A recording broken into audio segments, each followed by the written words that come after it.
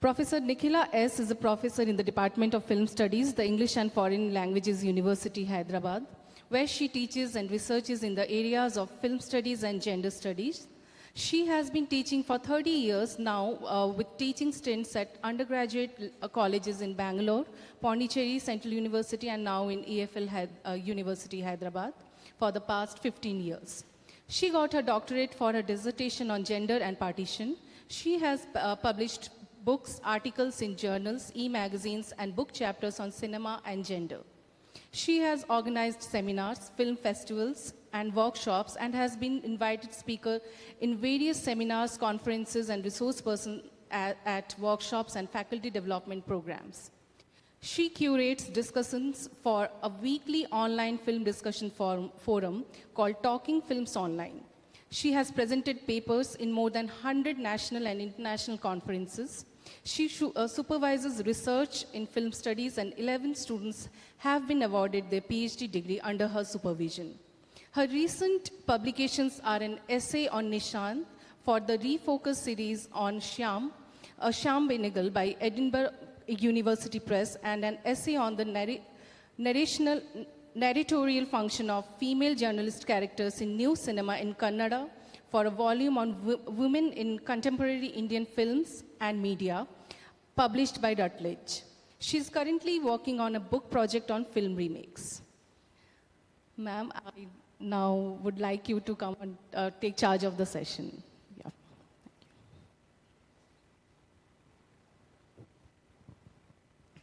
Yeah. First of all, thank you very much for your introduction and for having me here. Special thanks to Dr. Kranti Priya. It's always a pleasure to interact with colleagues from different places, different universities, different, teaching at undergraduate colleges, teaching in universities.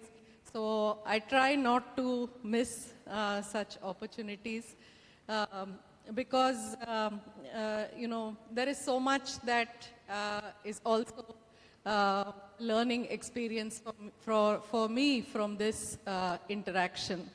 When Dr. Kranti Priya asked me to speak in this faculty development program, I was a little hesitant because it's an ELT program, so what will I have to contribute? It's not my area. In fact, I told her today that what I thought might be interesting is, what can you do with cinema? Today, with NEP, all of you are under pressure to float new courses. Multidisciplinary, interdisciplinary, all kinds of, courses, certificate courses. You're asked to guide research projects. So it looks like you have to keep generating newer and newer material for teaching, as well as come up with topics that are interesting, doable for your research students as well. So it is in this context that I have framed my talk.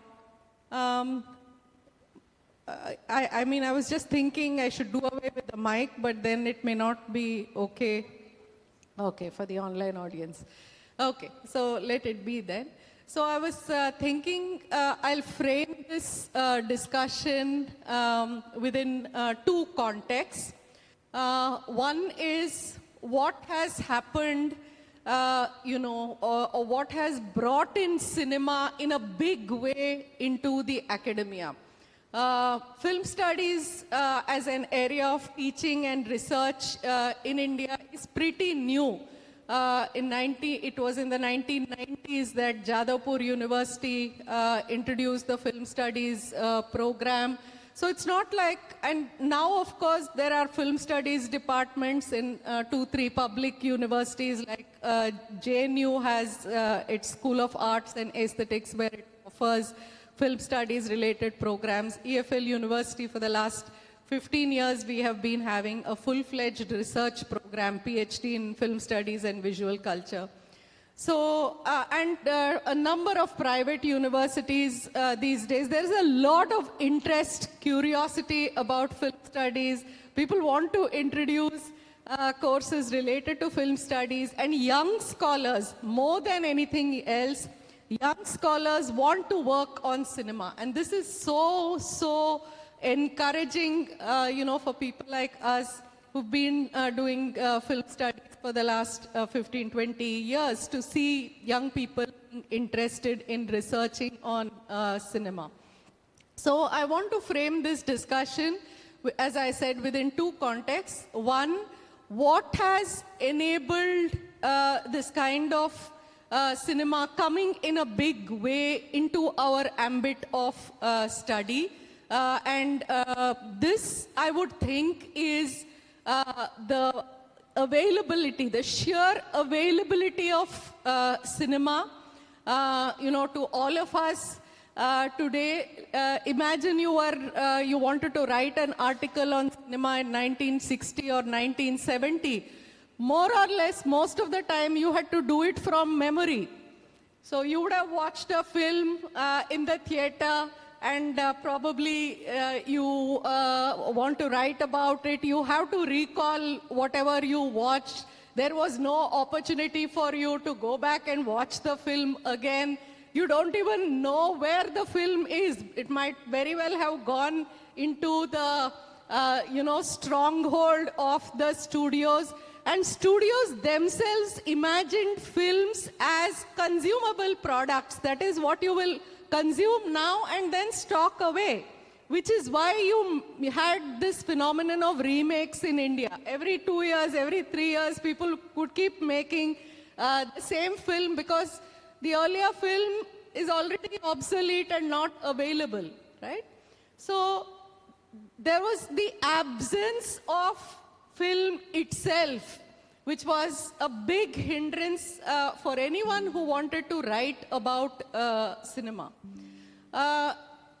In the time of, Doordarshan and the satellite channels, many of the films that your parents' generation might have watched and told you about, you started watching them. There were repeat shows on the various television channels because TV channels wanted content to keep their channels running for 24 hours. So cinema was there providing that content. So you started watching on television. Many of the films, 40, 30-year-old films came back to you. Black and white era films came back to you. And this was also the time when you had video cassettes. There were places that used to rent video cassettes, remember? Maybe you were all children then. So there were places that rented out video cassettes. So some of the films, particularly world cinema, you probably heard the names of the directors, but you actually got to see them when these renting, video cassette rental places would have all these films stocked up. And then there was the time of CDs and DVDs, and you probably purchased these CDs and DVDs, and now, of course, they're just of disposable value. I don't think you keep them anymore at your places. So, in other words, during these years, what has happened is cinema now as something that is available to you for watching in the comfort of your house, for writing, has, certainly come within your sphere. You can observe that cinema is coming closer and closer to you. And now, of course, with the digital era, YouTube is your archive, right? So virtually any film, that you want or you have heard, they're available. If they are not on YouTube, they are on OTT platforms, or you can subscribe and get these films. So what I'm talking about is one of the enabling factors that has allowed film studies teaching and research in cinema come up in a big way, right? So one of the contexts then is the sheer ubiquity and availability of cinema today, which was not available, which was a luxury. So earlier, if people wanted to watch a film, you had to go to someone who had a projector and those huge reels. I mean, it was not doable at all. You know, you would rather not write, not even, bother about it. Why take all the trouble, right? So one very big change that has happened, that has brought cinema closer to us, is this digital era, which has, made available hordes of films, not just, from your own immediate context, from wherever, whichever part of the world. And maybe if you ask your students or your own children, they will be more acquainted with films from various obscure corners of the world more than you people, you may even know. So today, it's a world that has opened up. So the first context for this talk is, what has the digital era done to cinema? And how has it enabled the study of cinema? It has made cinema more accessible. Films are now available. And another very big change is, now all you need to do is, start watching the film, and you want to see it again and again because you are writing an article about it. So you want to stop, you want to go back. So you can do all that on your laptop, right? So this was, again, not something that was available to earlier generations of film scholars, many of whom had to rely on their memory, right? So once you come out of the film theater, what remains of a film with you? Except the story, what else can you say, right? Because the film is running it's going in time, right? It's passing in time. So what can you capture of what is happening on the screen? Very little. But now it's very different. You want to do an elaborate frame by frame, shot by shot analysis. Freeze the screen. That's all you need to do. So the technology for meticulous understanding, for meticulous engagement with film content is available now easily at your fingertips. So that is, again, another big change that has come about. So one context, as I said, is what has happened to films and their availability in the digital era. The second context that I'm framing this talk is the context of NEP. So, next slide. So in this, in the NEP document, there aren't too many references to films. NEP is not saying, introduce film studies in so many words. But there are certain cues, that an NEP document is giving us.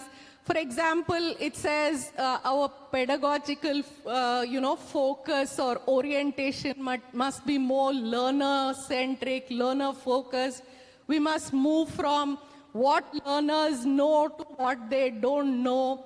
So if cinema is, something that students are familiar with, if the world of cinema is the world which they like, which they are familiar with, why can't we begin with that, right? So one of the ways in which we can think of making our classrooms more interesting, engaging, and also provide an entry point to students from what they know, from the realm of what they know. If you want to take them to something that is unknown, then here is a familiar world that they know, they like. And so if English teachers are not particularly well liked, probably through films you can become more interesting and more relevant, to students. Secondly, it gives us a sense, the NEP document gives us a sense of how the curriculum is envisaged to be holistic.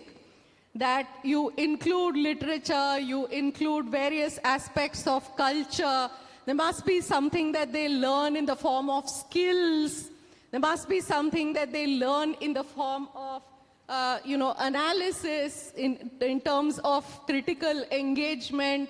So cinema can help you to do, all that and more. And the second aspect that the NEP document talks about is the way in which you can use technology, what it calls as, gamification and apps. So why don't you use more of those? The NEP document encourages us to do. I'll come to this aspect in a bit. Engaging, using films, storytelling, various modes of storytelling, various modes of poetry, music, and so on.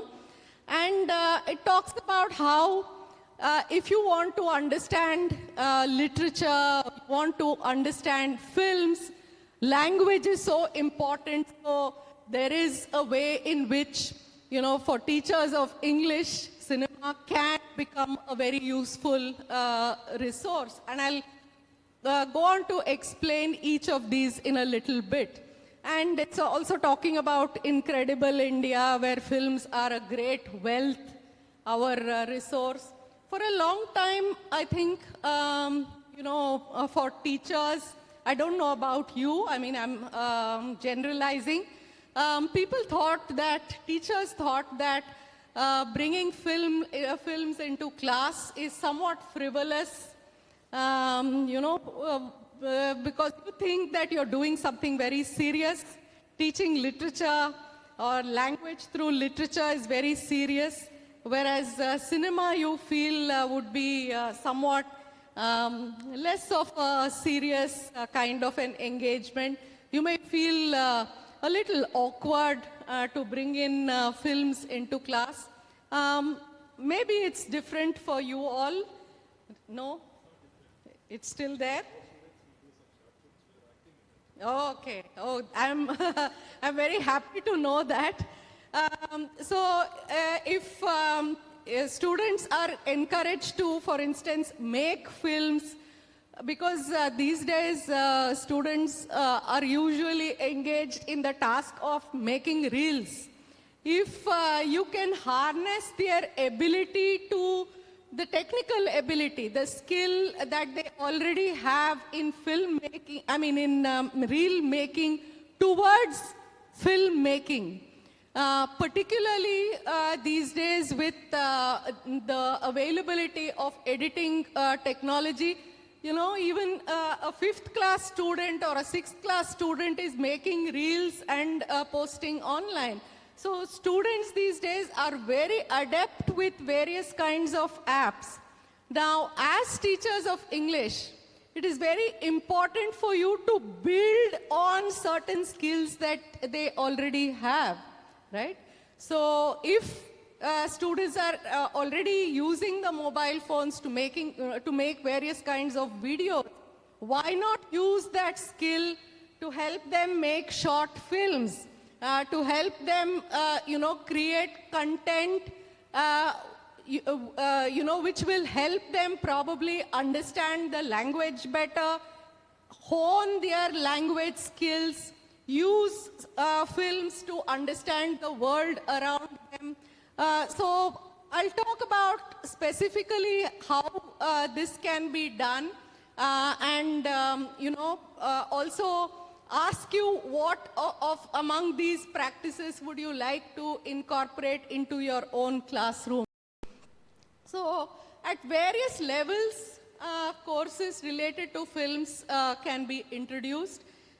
You can have certificate courses, diploma, degree courses, honors courses in film studies, in filmmaking, under the NEP.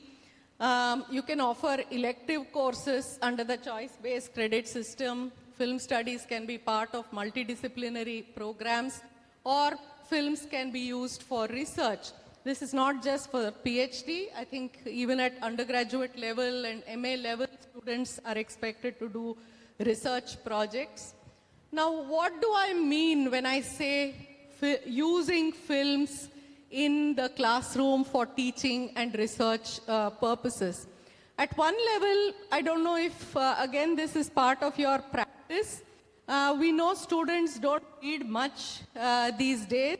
So as teachers of English, maybe you thought if they don't read a particular text, maybe I can show a film based on that text.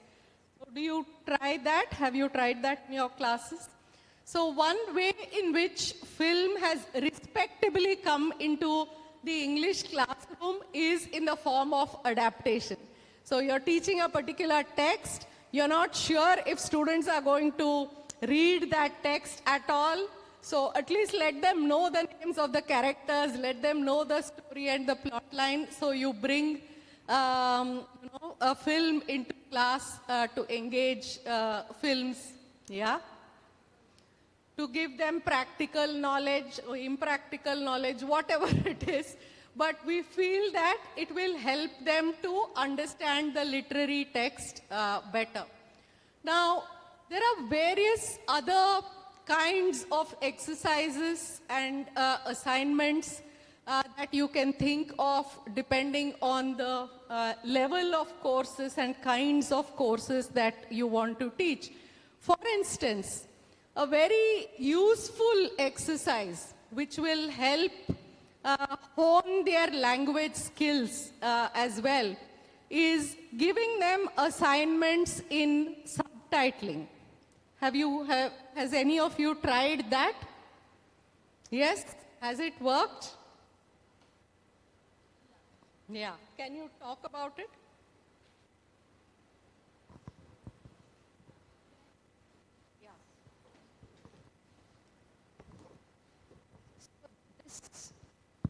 So this was an activity that I designed for my project when I was doing my PGDTE at IFLU.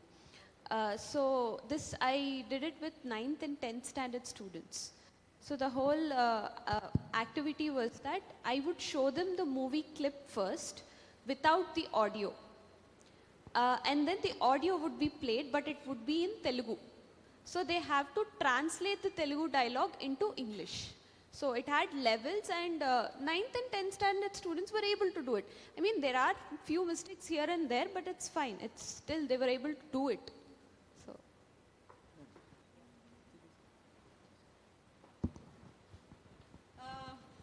So that's a good enough starting point where you show a clip from a film and ask students to translate it. Now, I'm going to introduce a little bit of a complication to this, and that is when you ask students, to watch a particular clip and subtitle it, as a teacher of language, you are asking them to listen to the dialogue. The dialogue could be in Telugu, it could be in Hindi, it could be in whichever language, right? So you're asking them to listen to the dialogue and translate it into English. It will engage with, their ability to find equivalent words or whatever. Now, I'm asking you to complicate this a little bit by asking them to pay attention to what is in the frame in the visual sequence. Okay? So much of cinema is not just about what you hear. It's also about what you see, contextual information, right? So what can students do, in terms of engaging with a film clip or a film text? So usually in class, I ask them to subtitle a 5-minute or a 10-minute clip. And today you have a number of softwares to help you actually add the subtitle. So this is not about writing, translating and writing it separately, but actually subtitling that clip On YouTube, you can add subtitles. Adobe Pro helps you. I think Capwing. There are a whole set of, Final Cut allows you to add subtitles. Whole series of subtitling software. So they will also pick up the skill of using technology. They will learn to pay attention, listening to the sounds on the screen. They will have to pay attention to what is within the frame, take in the contextual visual information. Because if you just hear the language, so much of what is happening on screen is completely lost. And remember, when you give subtitles, you have to be very pithy. You have to ensure that it fits into the screen as the screen passes. So they have to pay attention to what is within the frame and take whatever is the most important information that has to be conveyed to make that scene intelligible. What these assignments make students do, of course they learn language, but it also makes them very, very careful viewers of visual material. And they learn this skill of, and in today's context, I think it's one of the most important skills which I don't know as English teachers one may neglect, the interaction between the verbal and the visual. We don't pay enough attention to that, but everywhere the students go, language does not come to them simply in written form. It comes to them often with various kinds of visuals, right? So give them assignments where they interact with visual texts, but also help them to make sense of the mise en scène, that is, what is in the frame, a particular photograph that is there in the frame. Why is it there? What kind of meaning is it adding? Will it help in the subtitle that they're going to write, right? So ask them to pay attention to each element, to each aspect. Even if it's a 5-minute clip, it will keep them engaged for at least a week, because they have to learn the technology of subtitling. They have to learn to listen over and over again to the sounds, and they have to learn to make sense of all the things that are happening on the film screen in that 5-minute sequence. So it's a very, very productive exercise that will help students. So if you want, why not design a course on subtitling, a certificate course on subtitling? It will help you for teaching language better. It will help them hone, their skills in the Indian language or the vernacular language which they are watching. It will also give them some sense of what or how they should engage with visual text and visual material. To do that, you have to also learn the basics of what is happening on screen, right? So what, for instance, is, let us say there is a layering of sounds in cinema. You think, oh, cinema is all about dialogues. There is background music. There may be 2-3 different kinds of sounds in the background. If, for instance, you watch Shyam Benegal's Nishant, I have written recently about it, so I'm just giving that as an example from the top of my mind. So if you listen to Shyam Benegal, the audio, the soundscape of Shyam Benegal's films, of course there are dialogues. It's a domestic situation or domestic setting. So there is some sound relating to a door being closed, somebody washing dishes. So you have those sounds as well. So you have dialogues, you have the sound, the ambient sounds. And also in the distance in Nishant, you have some vague sounds that seem like songs. Nishant, as you know, is a Hindi film. You pay careful attention to the songs that you're hearing in the background. They're all being sung in Telugu, right? So ask students to pay attention to such layering of sounds that happens in cinema. This is not just a simple exercise in switching one language and turning it into another, because so many things are happening, in films. So ask them to pay attention to the many layers of sound that they are able to hear. Identify the function of each of these. Is it helping the narrative? So is it the dialogues are giving one kind of information about who the characters are, what their predilection is, what, they're giving us some kind of information about the plot. The sounds, let's say in terms of the dishes, washing dishes, or the sound of footsteps or something else, they are giving us a sense of the setting, right? So it's a domestic setting. So somebody is cleaning, somebody is sweeping, so you're hearing the sounds. And these sounds, which seem virtually to be on the edge of the screen, where is it coming from? It's hardly, audible. Now, with your powerful headphones, you can actually hear them. When you watch them on the big screen, you might not even have registered those sounds. But now, as you watch them, you can slow, you can stop, pause, the film and listen to these sounds again and again and say, okay, what are these Telugu songs doing in Shyam Benegal's Hindi film? What is their function, right? And then you realize, well, when I pay careful attention, these are the songs that were sung during the Telangana peasant revolt. So these are the songs that have been composed by people, by singers at that time about, the Telangana rebellion that was happening. And he's incorporated them into his film in the 1970s. This is not a Telugu film, this is a Hindi film. And he's not even saying I'm referring to that particular Telangana revolt. But if you're watching the film and if you're watching it carefully enough, you will hear those sounds. So it's an additional layer of meaning. It will become a more richer reading of the film when you pay attention to the many sounds and many languages that you may, watch in the film. So one exercise, as I said, could be subtitles.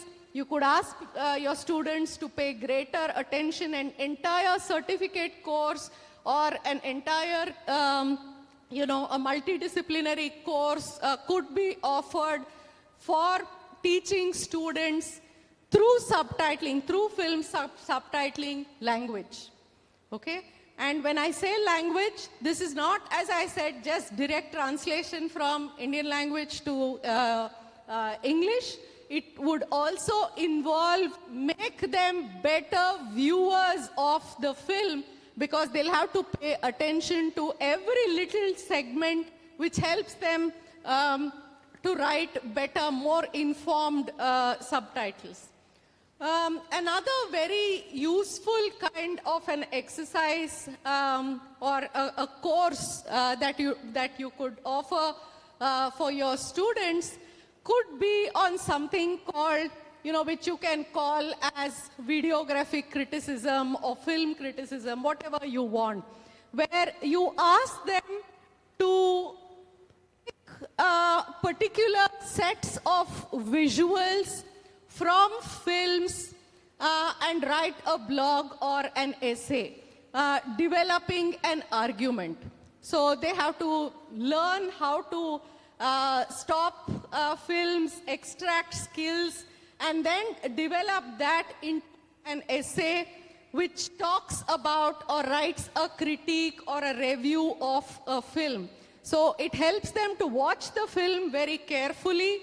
It also helps hone their writing skills, because they have to relate what they are writing to the stills that they have extracted. So ask them to create a blog, right? Ask them entire class can fill in a blog post, and you could have that as an exercise. So For instance, for our new MA program, we are just starting an MA program in the department.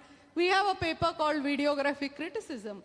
And we hope to teach students how to use films as evidence for an argument that they are constructing. So let us say they want to construct an argument about how a particular film is patriarchal. I mean, it's not just about saying the film objectifies women. So can you pick up evidence from the text to show that, this particular way of representation is problematic? So our students help them to develop these particular kinds of skills. So when I say using films, it doesn't mean that you have to use the entire film.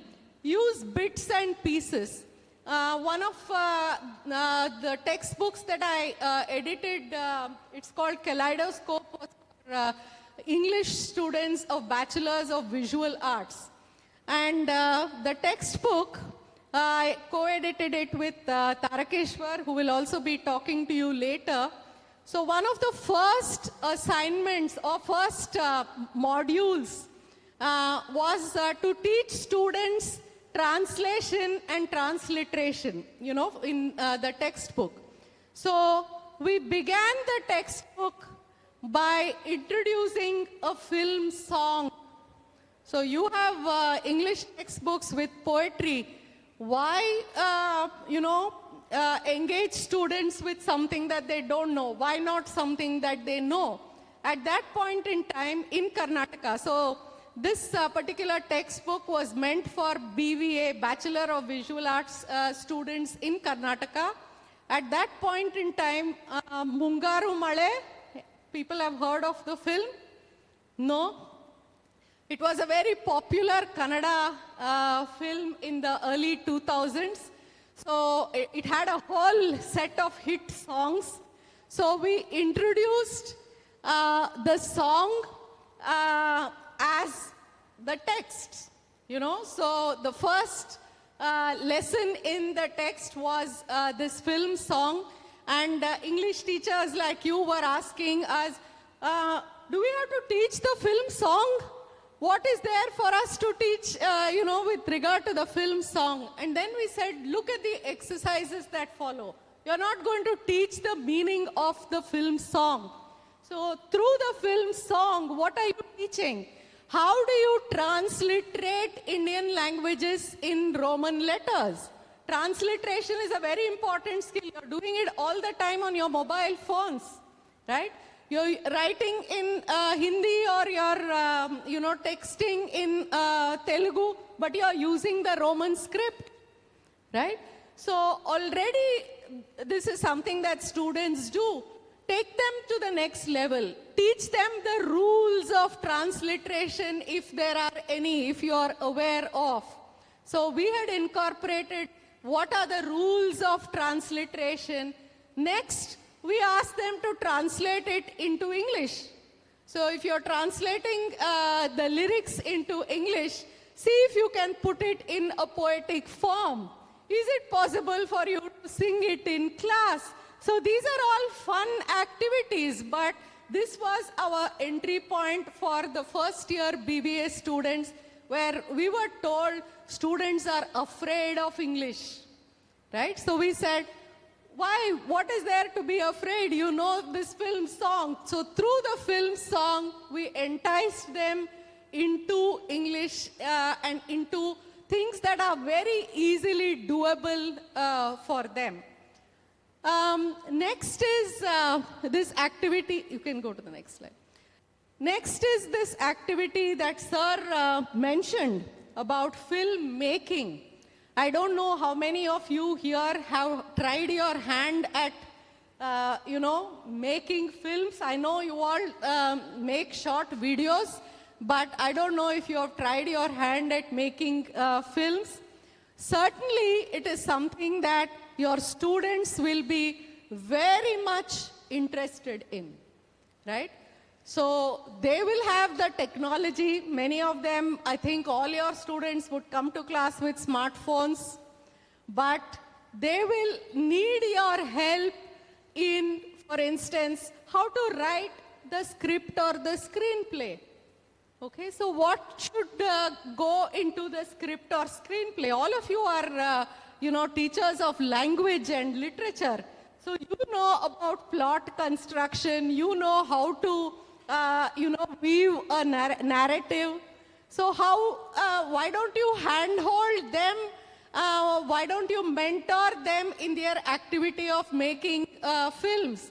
Sir said he acted in films that his students made. Was this part of the course, sir, or outside of the course? Now, please make it part of the course. So, you want to talk more about this experience, sir? Yeah.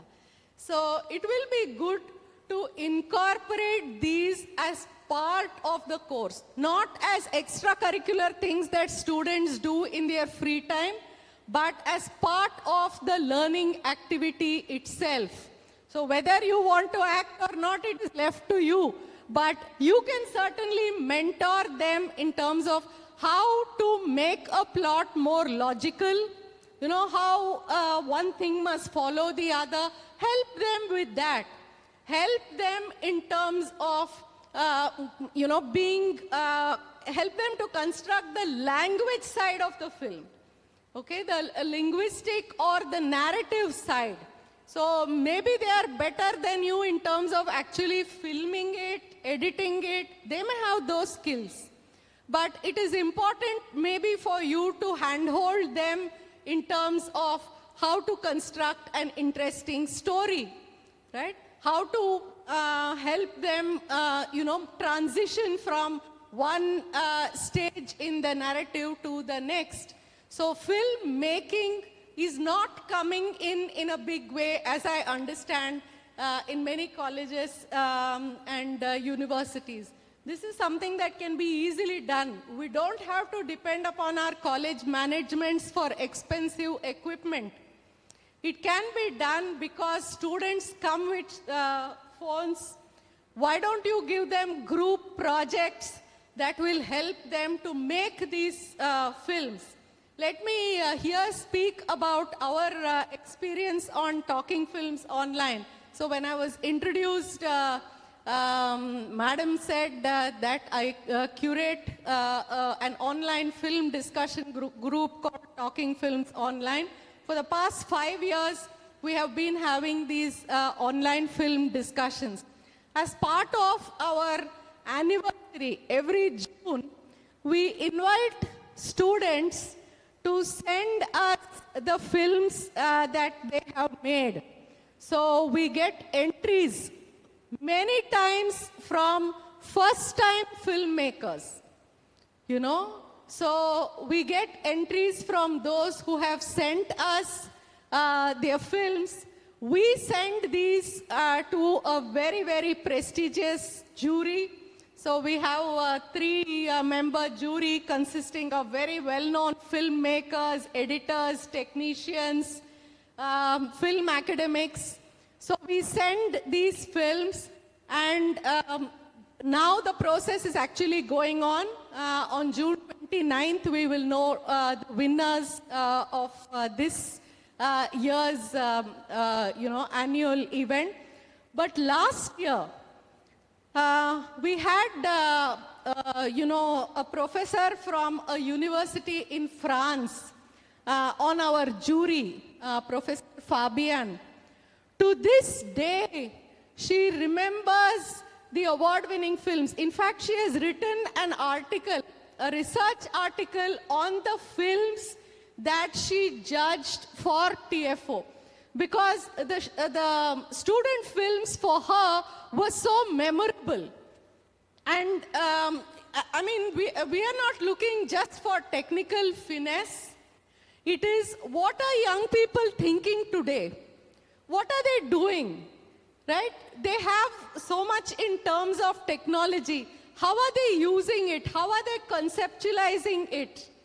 For instance, in this year's competition, We are also like watching the films, even as the jury is watching, we are also watching it. Such profoundly philosophical ways of visualizing we see in, from students. A particular film is exploring this very simple idea of how people are made to fit into context. This is something that we all know. How we are kind of pigeonholed, made to fit into context where we don't belong, made to, not ask questions, not be critical. So we know the feeling, right? Now, the way the student has visualized this feeling of being pigeonholed, being, pushed into context where one is uncomfortable. And we are talking about young people, 18-year-old, 19-year-old, 20-year-old students. So his film visualizes this in the form of squares. So the entire film is a variety of squares that are found on his college campus. This could be a square in terms of the way a window is, a square. So a lot of squares, maybe what is there on the wall, the staircase. The entire film just pictures a set of squares. And at the end, we realize, why is he thinking of squares? And there is a monotonous voice which keeps saying, squares, squares. Who are you? Square. What are you? Square. So why is this? And then you think, okay, so this is what the student is saying. How he's being kind of put into context where he's expected to fit in neatly as if within a square. So it has made him mechanical, machine-like. Now this is a very profound thought, profound idea, which is visually explored in the form of film. See, our students have a lot of talent. I don't think any of us here doubts that. How you harness it and how you reach that talent is a challenge for all of us as teachers, right? Why don't we use those technologies that they are already adept at? And he said, ma'am, our professor helped us. He's a filmmaker. He helped us to conceptualize. He mentored us through this filmmaking. And I said, how wonderful is that, right? So the student comes in with a particular set of ideas, and there are professors who are helping them to kind of take it to the next level. It is a very, very profound and philosophical idea that the film explores. So I feel that through this competition, we get to see what students are thinking, how are their minds working. Another student recently, part of the competition, she said, ma'am, I'm a classical singer. I have never given, music for plays or cinema.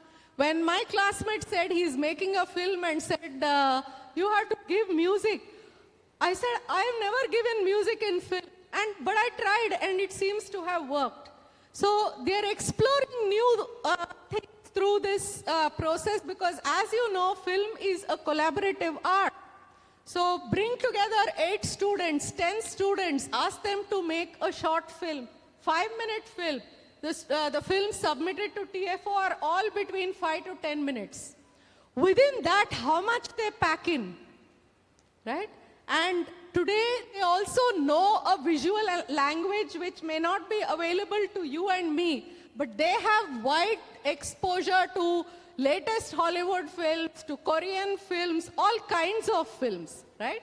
So it is very important for you to dig into their existing knowledge and help them, to develop these further. Now, in terms of research, the kind of research projects, research areas. So far, I have been talking as if film studies only has to do with films. The availability of films in terms of, YouTube or OTT platforms. But film studies is not just about watching films. Right? So one of the projects that I had given in my class, which again was extremely, extremely successful, is I asked my students to go back to their hometowns. They were going for a break. So I asked them, when you're going back to your hometowns, interview the oldest people. It could be your grandparents, it could be someone in your neighborhood. Interview them and ask them to recollect their film going activity. So what films have they watched? What are the theaters, which are shutting down near your homes? Single screen theaters. So many have just disappeared before our eyes, right? So go back and try and find out what are those theaters? What films were they screening? Who watched the films in these theaters? Ask them to do an exercise where they interact. You want students to speak, to interact, to write a report. So they went back. This was the research project that we did. They went back, documented, the memories of film going, of their grandparents, of the aunts and uncles in their neighborhood, and submitted it in the form of a report, a research report, right? This is again very doable for an MA project. We don't, want to tax them too much by saying, watch 50 films or 40 films. No. Go and document in your neighborhood the theaters. Go and document, let's say, this was done when Bahubali 2 was releasing in Hyderabad. So I asked one of my PhD scholars, just go to 5 theaters. Go and watch the films with the people who are watching the films in the theaters. Different kinds of theaters. So it could be single screen theater, very much in the suburbs or very much in the heart of the city or in old city. Go and watch it when, it's being screened in one of those multiplexes. So 5 theaters, come and report to me the different kinds of film viewing that you witnessed in these 5 theaters. Right? Simple enough project. What does it tell you? It gives you an exposure to an entire sociology of film viewing. Who watches films? Where do they watch? Why do they watch? How do they watch? Right? Come and write a report about it. What points were they whistling? What points did they go right up there and start dancing? Where did all this happen? Did it happen in the multiplex? In the multiplex, when did people start leaving? Okay? When did people, start shouting at the screen? You also interact with the screen, no? So when did they interact? She actually took an audio recorder with her and recorded. She has now data that she can write 5 papers on, right? So it was a simple enough exercise. The same film in different places to say something not about the film. All of you have watched Bahubali, so you don't have to ask anything more about the film, but about the film viewing experience. So can we do this in film studies? Yes, this is film studies. So film studies is not only about watching films and writing about films, it is about such exercises. Ask students to go out, like television news reporters, after a film releases, they will go and stick a mic and say, how is the film? and people will say super, or people will say, not good. So ask your students to go out and interact when a film is being released, first day, first show. Give them an exercise wherein they will have to report about how did people talk about these films, right? Now, it is important for students to learn the vocabulary of reporting and describing what they see. For you, it's not about, the greatness or the goodness of the film. It is about the skill that students learn. And what is that skill? How do they report about what they have seen? Help them with that. Help them to hone the language of describing. Our students are very poor with description. They will get an overall sense. They will say, okay, this is what the story is, or this is what happened there. Describe it in terms of the minutest things that you observe, right? And use that description in an evidentiary fashion as evidence to make an argument. Teach them that. These are higher order skills. We don't have to limit ourselves as language teachers to just teaching them, speaking, listening, and so on. Help them to make sense of the world around them, using it as evidence and so on. Now, these are some possibilities. I can, go on like this about any number of such possibilities that are open. Another very interesting exercise that your students will love to do is film curation. Ask them, let's say, give them a theme like environment. Ask them to watch, as many films as they can on the theme of environment. Ask them to curate a film festival for 5 days or 4 days, where they'll have to watch maybe 30 films in a group, 40 films, and pick up 5 and justify why those 5 are being selected for this particular film curation. So organize a film festival in your college through the films that your students curate. So there are innumerable possibilities like this. Can we go to the next slide? No, previous slide actually. Yeah, so am I taking too long? We have time till 4, right? Yeah, yeah, previous slide.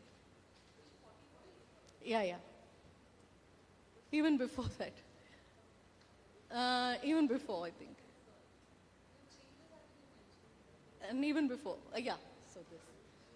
So, okay, thank you.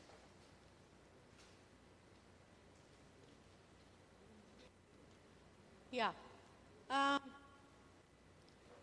One of the ways we understand the way in which film has become part of English studies is by looking at English studies historically, right?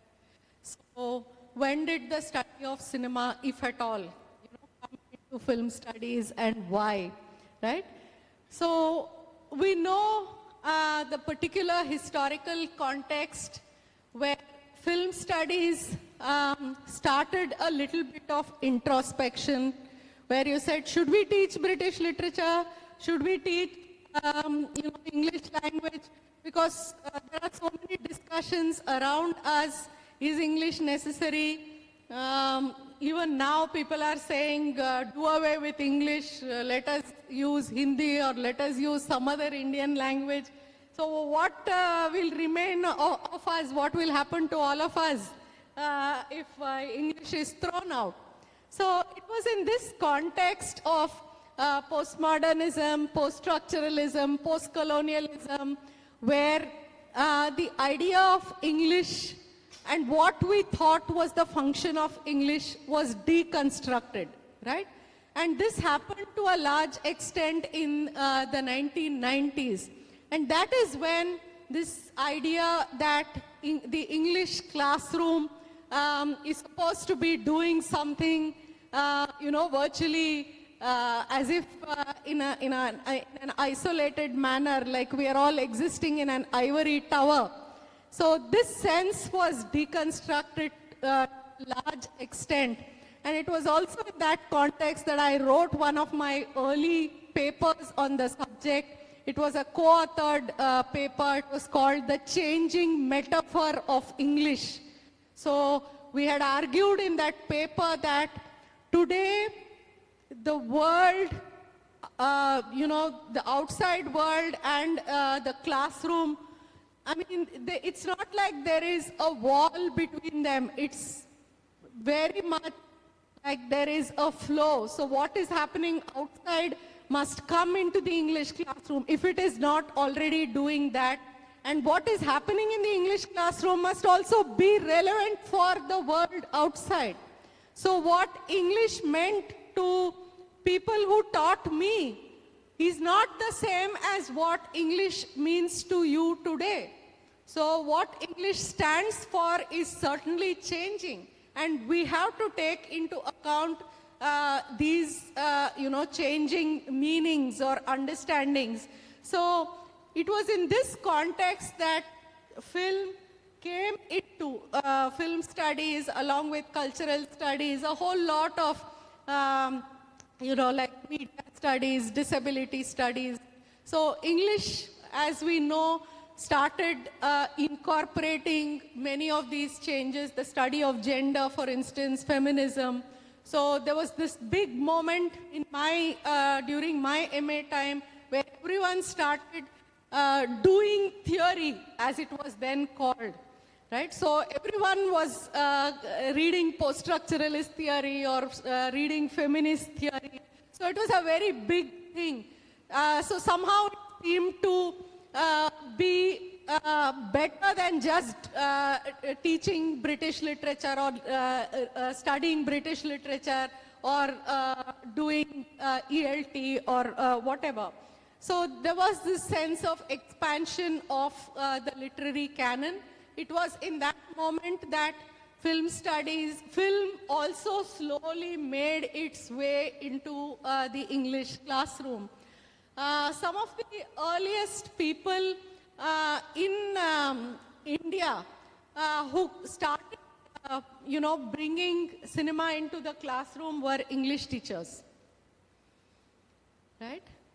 So otherwise, cinema was, as Sir said, only what you do extracurricular, only what you do outside of the class. You can't bring it into class, right? But it was English teachers who started bringing cinema very slowly into the classroom. There was a professor, for instance, in Bangalore University called T.G. Vaidyanathan. He's written this very interesting book called Hours in the Dark.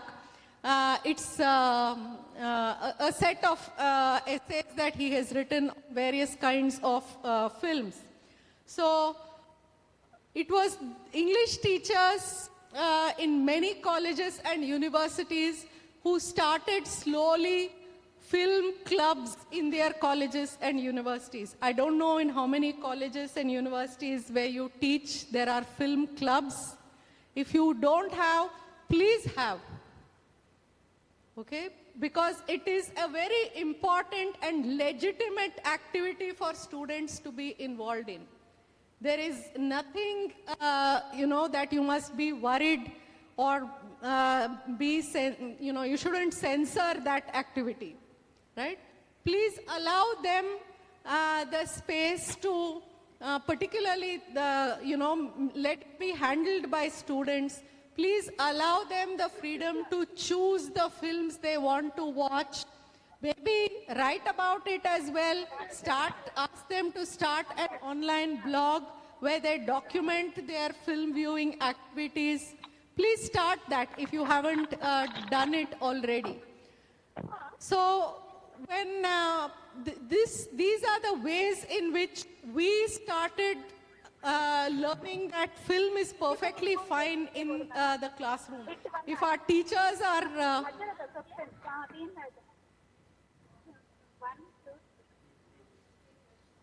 Okay, yeah, sure.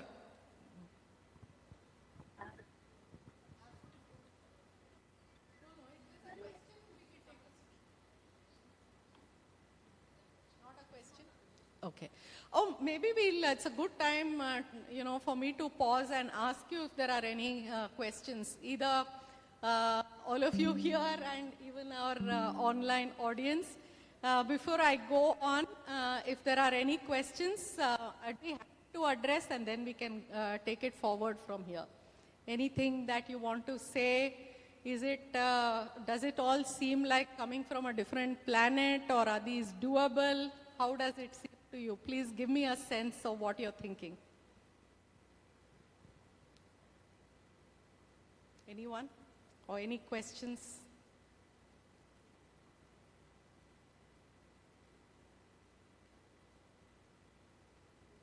No questions?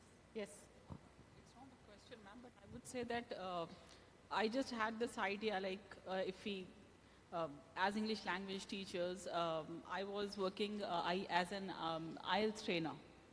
So for me, to make my students use more vocab words like native speakers of English, we used to ask them, just watch movies with subtitles and it will enrich your vocabulary, especially when they go for the speaking task. But today, I really got to know it. This is something which is eye-opening for me. Like, films can do so much to the language. It's really interesting. Thank you so much. Any other questions, comments? Oh, I have both the mics. Good afternoon, ma'am. Throughout your session, I wasn't feeling well. That reason I came here. Even though, as you are going to take through the session, I wrote one question at home only. Maybe I could not listen. You maybe covered all these things. I wanted to clarify now. I could not concentrate on lecture because of some issues. My question is, in the context of NEP 2020, emphasis on multidisciplinary learning, how can film studies be effectively embedded into English programs without diluting core literary context?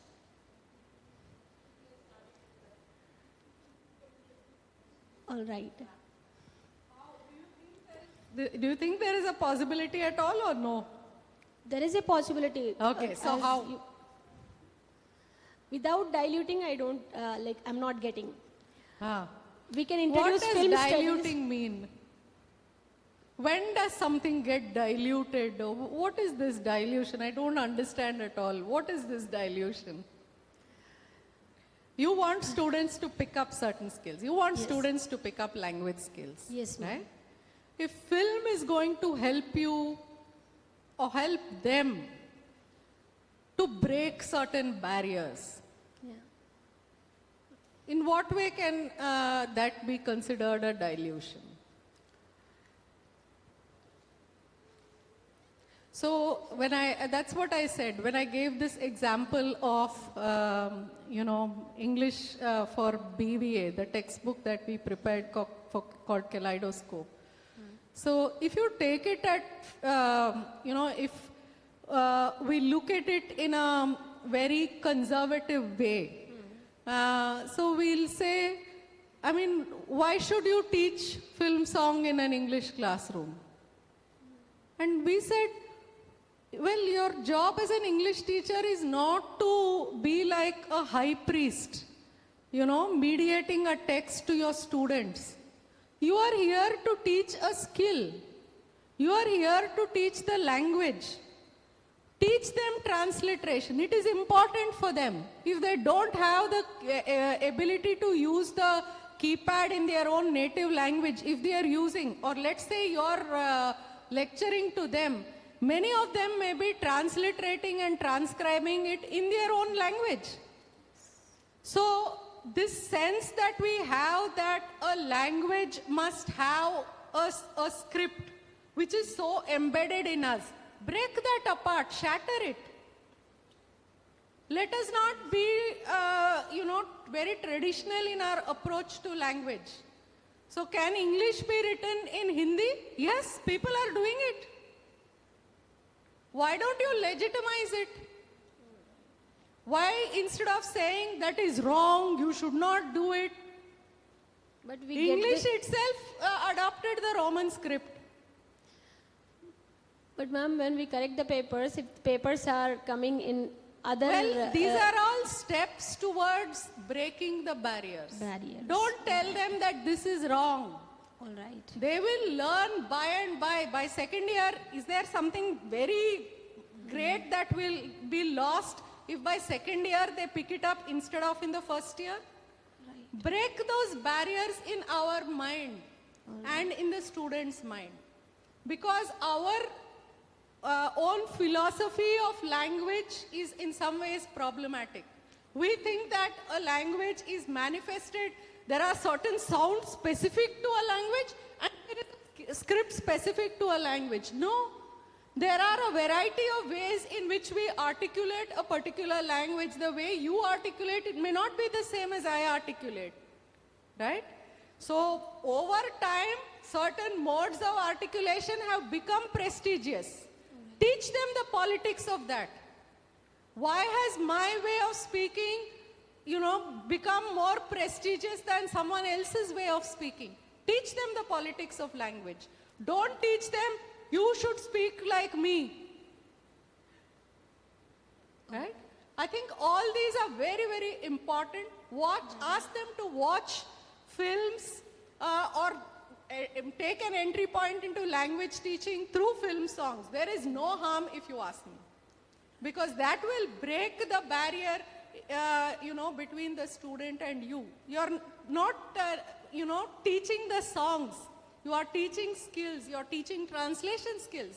You're asking them to move between languages. That is so important today, in today's context. We can't put people into monolingual contexts. We need to exploit the multilingualism that is around us, right? Because languages are resources, right? Even UNO recognizes languages as resources. So why are we pushing them into monolingualism and saying, speak only English, this particular kind of English, this particular sounds are okay, this particular script is not okay and not something else.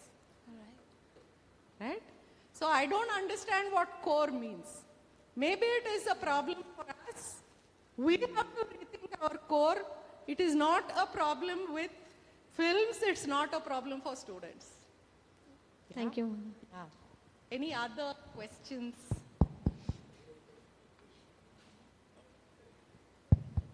Yes, sir. You don't agree? You're agree. Because just normal.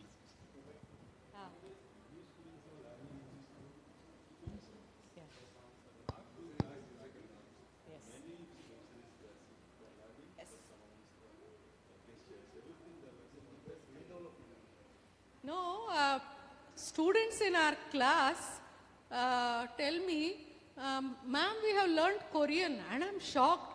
Korean? Yeah, we are watching Korean movies and series, K-pop. We are learning. We have all this, great infrastructure for teaching languages. All that they're doing is picking up because it's pleasurable to them. When students like what they do, they pick it up. When you make it like punishment, then it's difficult, right? Anything is difficult. But if they are learning, there is no context even. We talk about English, we say there must be a context for them. We try and see how to create a context. These students are picking up without a context. Nobody to speak Korean to, but they are picking it up. I was teaching for 8 years in Pondicherry University. I didn't know a word of Tamil when I went there. I picked up only by religiously watching movies on my TV day after day for the 8 years I was there. Why? Because I was teaching media studies courses, because my students, to give examples to my students, right?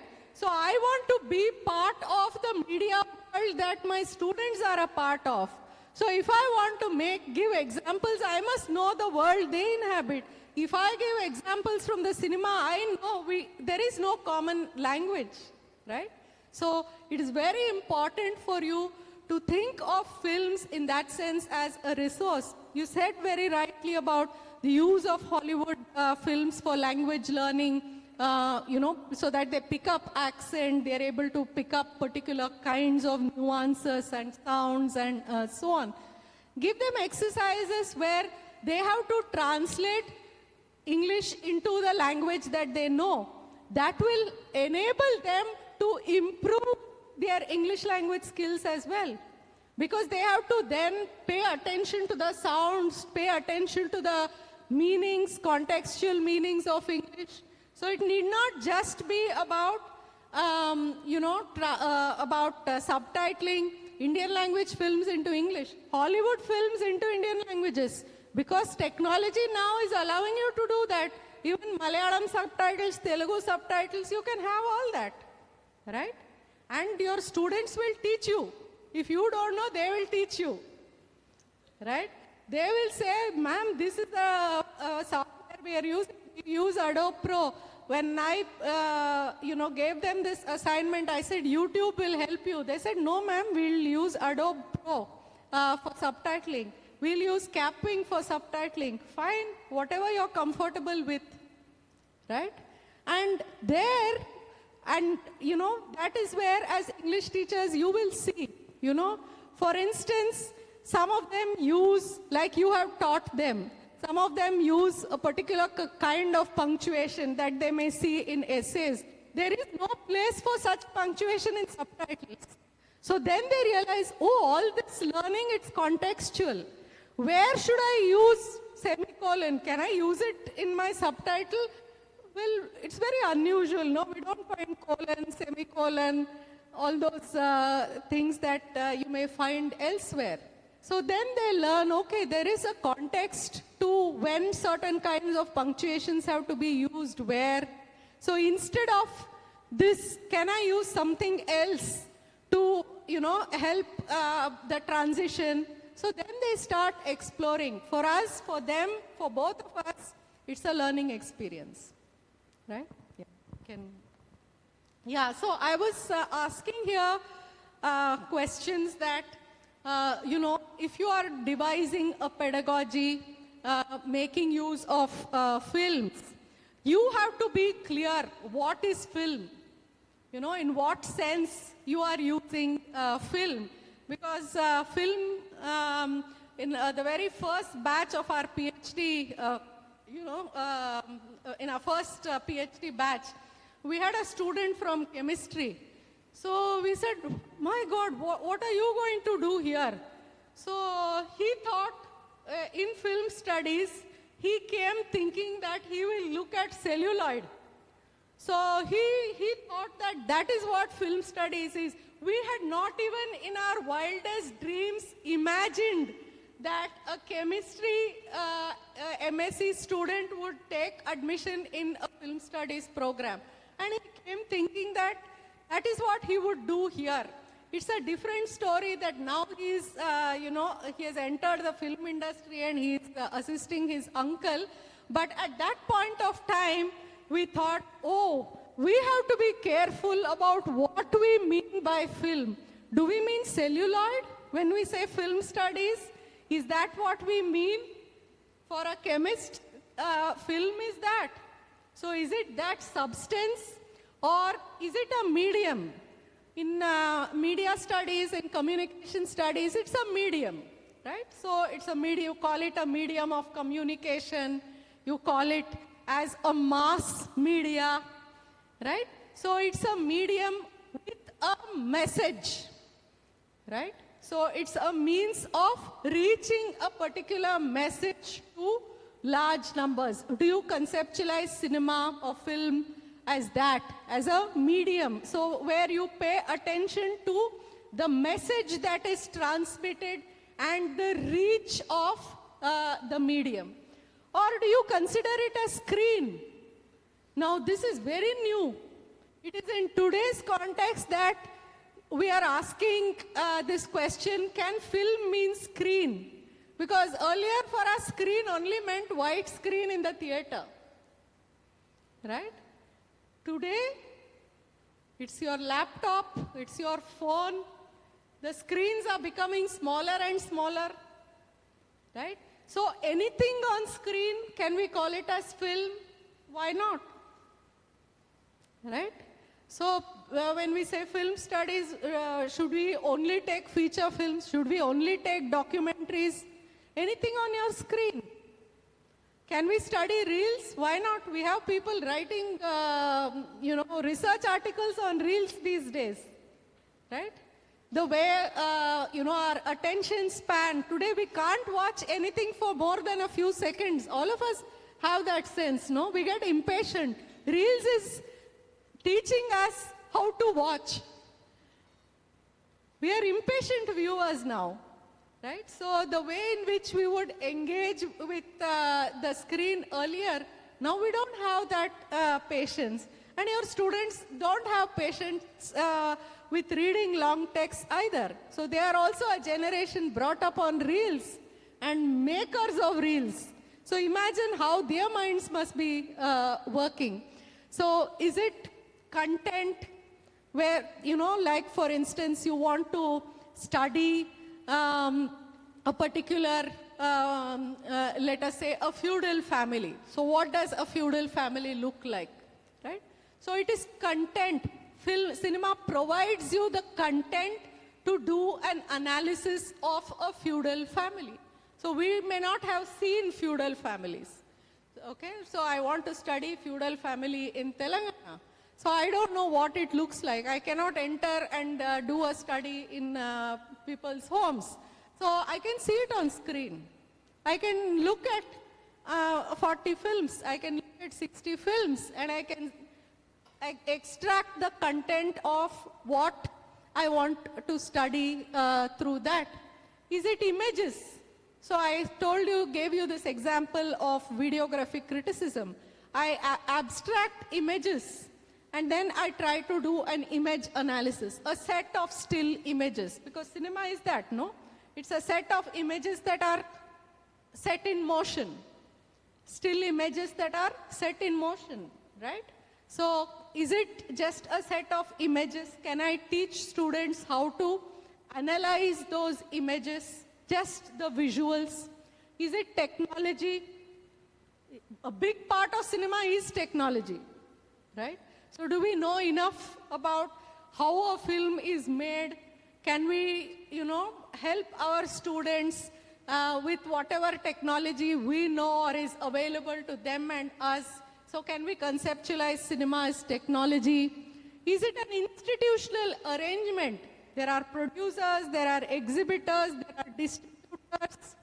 There, there is the popcorn seller, there is the carpenter who makes the sets, like sets of Bahubali. So all these are, there is the flower seller who provides flowers for shooting, right? So this is the institution of cinema. Do you want to give projects or, ask students about this institution, right? So one of my students wanted to study, for her PhD, wanted to study the moment when cinema moved from Madras to Hyderabad. And everyone knows, okay, it begins in the 1960s because then Andhra Pradesh government starts giving subsidies. So people slowly start building studios here, then they come. But for nearly 2 decades, nothing much happens. Still shooting goes on in Madras. Then in her research, she finds out, so why didn't the film industry move? Government was giving subsidies. Why didn't the film industry move? Then she interviewed people, the early people who came here, and then she learned that, in Hyderabad, everything is very, take it easy, no? So people would come only at 11 o'clock. In Madras, people are awake by 5 o'clock. We begin shooting by 6 o'clock. And we don't have carpenters. We don't have the caterers who will bring. So for a 6 o'clock shoot, if he comes at 12, how can I keep people hungry till then? So then you realize, oh, cinema is not just studios. Cinema is the catering guy. Cinema is the carpenter. Cinema is the flower seller. Right? So you have your technical personnel, but what about all this? So the institutional arrangement. Right? So you go to Film Nagar, you find all those artist associations, Junior Artist Association, Screenwriters Association. Ask students to interact with them. Right? Ask students to interact with people from different walks of life. Right? So these are ways in which you think of cinema, or is it an organization? Everything is, so these are the financiers, these are the distributors. Ask them to study the organizational aspects of cinema. Or you could ask questions related to representation. How is this done artistically? Show them 2 films, and which would you find more artistic? Why? So it's not that you're going to, just teach them to just look at films. Let a sense of aesthetics or whatever, some values through that, let that also be developed so that we don't feel too guilty. What am I doing? Why should I teach? No, like you say, literature teaches values. Why don't you use cinema to teach values? Aesthetic values, moral values, whatever set of values you want to teach. How does it respond to our innermost needs and desires? How does cinema do that? And it does that, right? We all know that. How we rely on cinema to kind of untangle, various kinds of issues that we may have. How does it interact with the environment and the world as a whole? Provoke students to think about these questions. So I'm saying, when you're designing a curriculum for whatever level of course, whether it's a multidisciplinary course or it's a research project, or you want to have an entire program, these are some of the questions that you should have clarity about. What is its role in its sense of formation of self? Ask students, for instance, to write their own autobiographical reflection on the films that shaped them. Of course they will write. Why will they not? Right? So, and you will learn so much, in the process, not only about your students, but about the different kinds of cinemas. We cannot watch all the films that are there in this entire universe, right? But through our students, I have learned a lot about various kinds of cinemas. So ask them to engage with that. Next slide.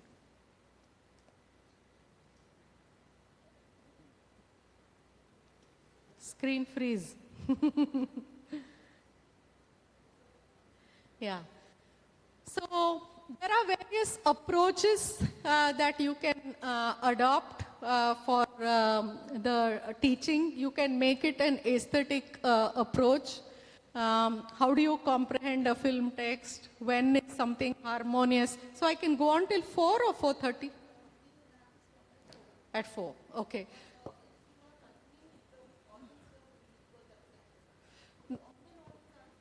No, I won't continue. I'll wind up at 4. I'll just take another couple of minutes, and then let's have time for questions. Yeah. Yeah. So aesthetics, hermeneutics, you can just go on quickly. So study of production, exhibition, distribution, ideological criticism, sociology of film. These are some of the approaches that you can take. Film appreciation, media education, educating students about various aspects of media. Here I've just listed a set of topics or areas that you can ask your students to work on, taking a particular auteur or taking a, that's it, I think. I think that's it, yeah. So I'll stop at this point. I'll be very happy if there are any questions, any comments, any takeaways that you can, tell me from what we have discussed so far. Thank you for your patience. Yeah, that's it. Thank you, ma'am. In fact, it was a lovely session. I even did not think about these many things when it comes to film studies and language teaching. In the beginning, I went to my childhood days when I started thinking about the cassettes that I used to rent and watch.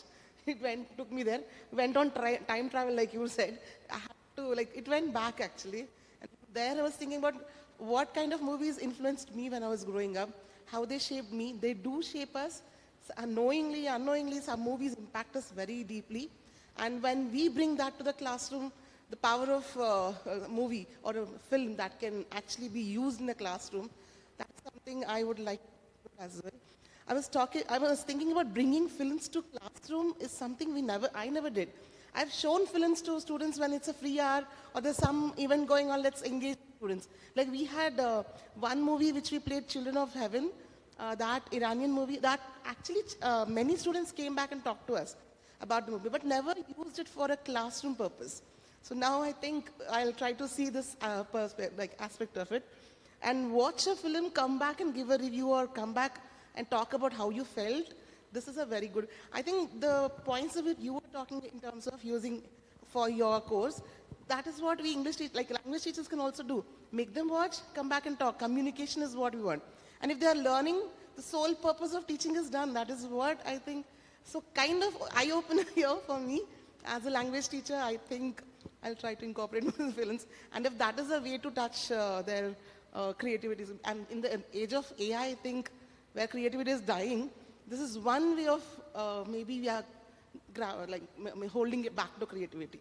We had a question in the morning on creative, I think she was talking how to retain creativity. This is one way of retaining creativity in the classroom.